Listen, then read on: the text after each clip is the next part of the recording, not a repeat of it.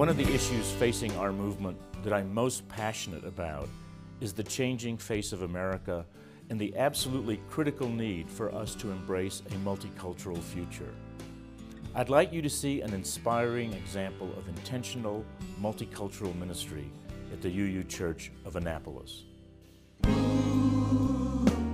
It was nearly 2 years ago that the Annapolis congregation voted to participate in the UUA's Diversity in Ministry initiative.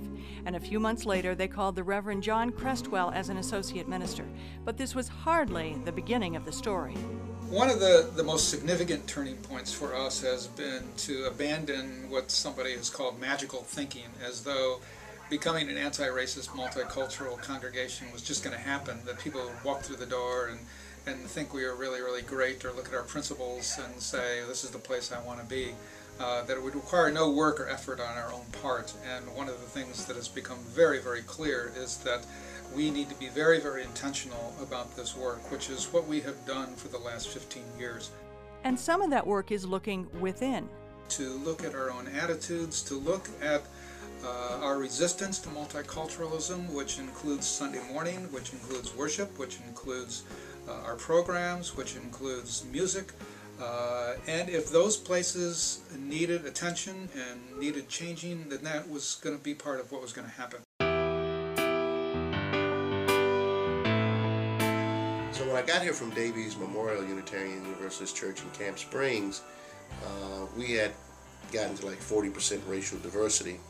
And when I decided to become the associate minister at the Unitarian Universalist Church of Annapolis, I really wondered if this church could be as diverse as the one in Camp Springs, because in Camp Springs the church was in a neighborhood that was like 70–80% African American people of color, and Davies got to like 40% racial diversity. 4 in 10 were people of color. So when people said to me, can we do it here, I really wasn't sure. Another turning point came along, shifting from anti-racism to multiculturalism. We started to think more broadly, more deeply, and that seemed to open everything else up. That this was not just going to be about bringing people of color into the congregation. It was going to be meeting expectations and needs for not only people of color, but for young adults, for our children, for everybody in the congregation. So the staff and lay leaders are working to put multicultural competencies into the fiber and fabric of everything they do, from worship and music to RE, fellowship, and justice. I'm excited to say that after a year, we see significant levels of increase in our people of color. It's happening. We see a lot more young people. So we're growing not only in racial diversity, but we're growing younger too. And that's exciting.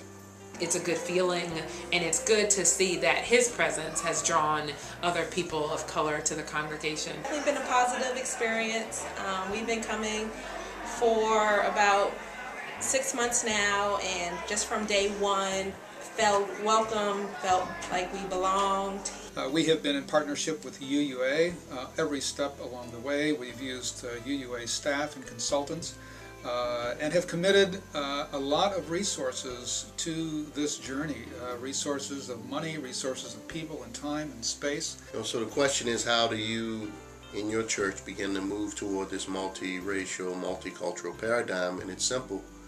It has to become a conscious, deliberate, and determined effort of the congregation. You've got to look at every aspect of your ministry and make every aspect of that ministry speak to the reality that you seek. So, my order of service and how that looks matters. The art that I put in my church matters. What I do in the worship service, the liturgy, all of that matters. What is preached about on Sunday morning, it has to become a part of the fabric, the DNA of your congregation. If you do that, and you're patient and give it some time and some thoughtful meditation, you'll watch your congregation transform. One of the keys to being a religion for our time.